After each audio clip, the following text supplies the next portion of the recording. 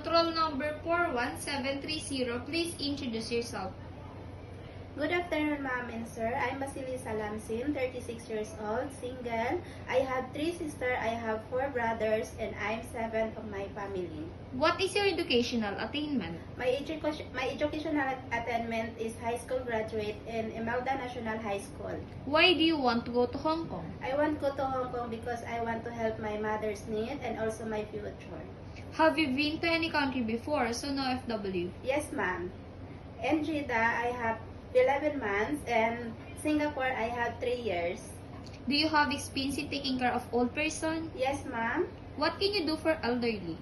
Change diaper, check the vital signs, and give food and also the medicine. Do you have experience in taking care of newly born babies and children? Yes, ma'am. What can you do for babies?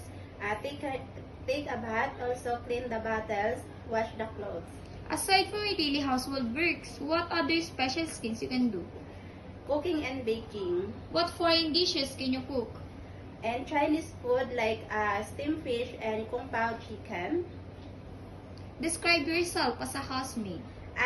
Honesty, responsible, and hardworking. During misunderstanding with your employer, what do you do?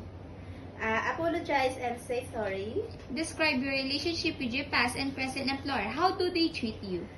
Treat me as a family. Message for your future employer in Hong Kong. Dear ma'am and sir, if ever you hire me as a domestic helper, I promise I do my responsibility and I finish my contract with you. Thank you.